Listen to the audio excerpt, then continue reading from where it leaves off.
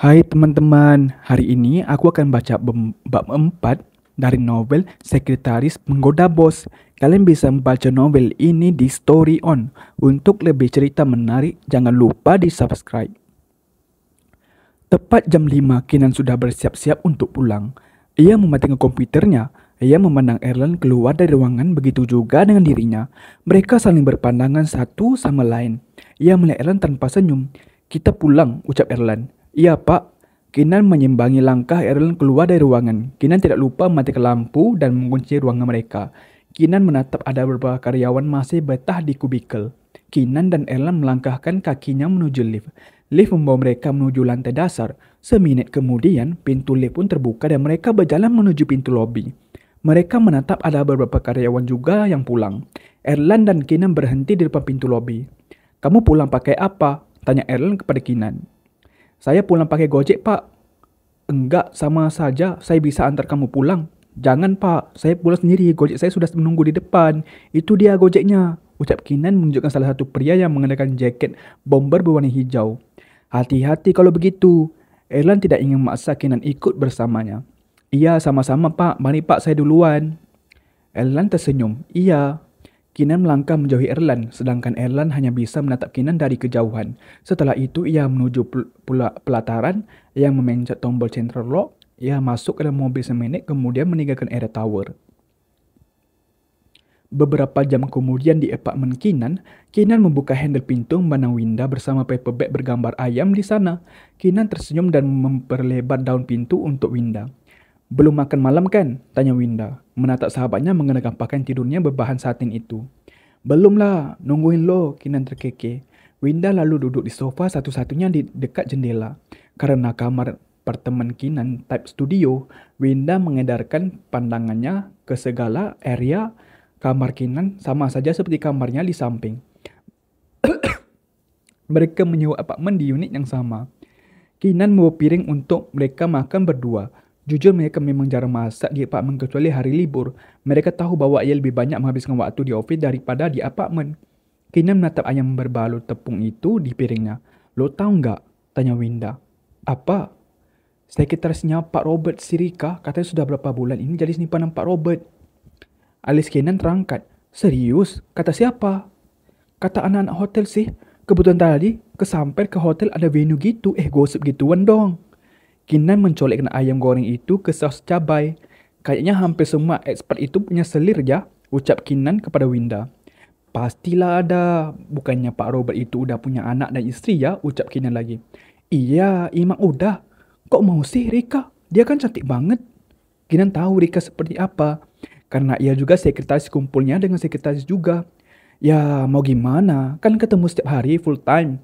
Pak Robert juga enggak jelek-jelek amat. Boleh keren loh dia. Kasihan banget ya istri si GM itu, ucap Winda. Mungkin istrinya udah tahu kali. Masa nggak kepikiran suaminya di Indo? Nggak nyeleweng. Mungkin pura-pura nggak tahu aja, ucap Kinan lagi. Iya sih, bener. Winda menatap Kinan. Lo sama Pak Elan aman kan? Aman lah, nggak kencentilan kan sama lo? Tanya Winda lagi. Kinan tertawa. Enggak lah, aneh aja loh. Winda tertawa geli. Iya sih, cara dia cool banget. Kayak enggak ada tertarik gitu sama cewek. Dengar-dengar sih, doi homo. Ah, nggak mungkin lah homo, ucap Kinan. Masalahnya, pria itu malah sering membuatnya merinding dengan sentuhannya.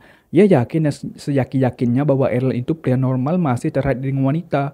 Buktinya, tadi malah Pak Erlen mengajaknya berselingkuh. Winda menarik nafas, buktinya selama gue kerja 3 tahun di sana, enggak ada tuh Pak Erlen pacar sama cewek. Mungkin pemilih kali, timpal Kinan masih menyangkal ucapan sahabatnya. Lo itu baru kerja sama Pak Erlan. Kin, ya mana tau lah gosip gituan. Kinin tersenyum. Masa sih? Serius beneran? Winda menatap Kinan. Coba lo godain Pak Erlan. Mau nggak dia sama lo? Hah? Gue? Enggak, enak aja jadi kelinci percobaan. Winda menarik nafas. Percaya sama gue kalau Pak Erlan punya kelainan seksual, sukanya sama cowok juga. Ah, masa sih? Kinan masih tidak percaya dengan ucapan Winda. Itu udah jadi gosipan anak-anak office kali, Kin. Makanya lo nggak ngosipin jadi simpanan Pak Erlan. Karena anak-anak office taunya Pak Erlan tuh suka sama cowok bukan cewek, jadi lo aman. Kinan mulai berpikir sama ia bekerja dengan Erlan, Pria itu terlihat normal, bahkan pria itu hampir saja menyentuhnya dan membuatnya merinding. Emang ada bukti kalau Doi ada cowok? Adalah, tuh cowoknya yang sering ke kantor itu siapa namanya? Brian, tanya Kinan. Ah iya Pak, Brian yang punya Hotel Royal itu.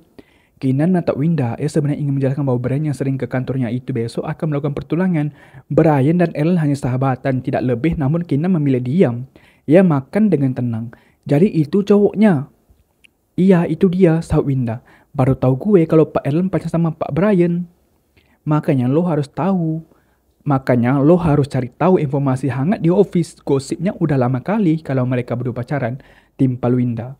Sayang banget kan, ganteng-ganteng tapi sukanya sama cowok. Iya, sayang banget. Kalau suka sama cowok, Pak Ellen pasti udah jadi playboy abis. Ah, lo pikirannya. Winda lalu tertawa geli. Bian bagaimana? Tanya Winda. Baik aja sih ya, biasa flat gitu. Bian lagi lembur malam ini. Kayaknya kalau pacar sama Bian itu kurang menantang, yakin. Secara dia itu alim banget. Winda terkekeh. Ya namanya juga Bian, tapi jarang-jarang sih cowok kayak Bian. Tapi nggak seru Kin kalau pacaran nggak kissing dan naked. Winda, pikiran lo gitu deh.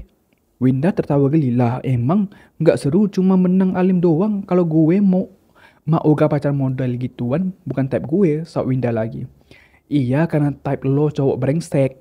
Winda tertawa ngakak. Lo beneran sayang sama Bien. Sayang lah, gue juga udah kenal lama dan keluarganya juga. Takutnya kalau mau cari yang baru lagi nggak ada sebaik Bien. Win. Iya sih benar. Kinan dan Winda menyelesaikan makanannya. Winda mencuci tangannya di wastafel. Ia mengambil tasnya di meja. Inilah kegiatan yang ia lakukan sehari-hari dengan Kinan. Habis pulang kerja, makan malam bersama dan menggosip ria. Gue balik dulu ya, capek mau mandi. Winda melangkahkan kakinya menuju pintu.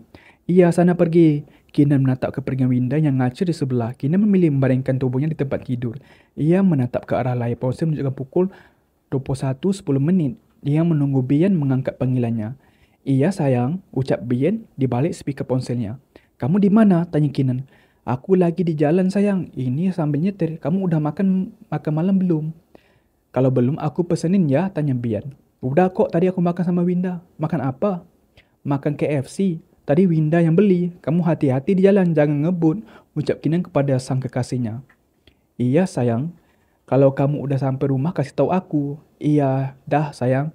Kina mematikan sambungan teleponnya. Ia tidak tahu apakah yang cinta atau tidak dengan kasihnya ini. Ia meyakinkan bahwa dirinya bahwa Brian itu pria yang baik. Jarang sekali pria zaman sekarang memiliki iman yang kuat dan mampu membimbingnya menjadi lebih baik. Ia berpikir bahwa mencintai itu bentuk dari kepedulian rasa dan raga agar kita bisa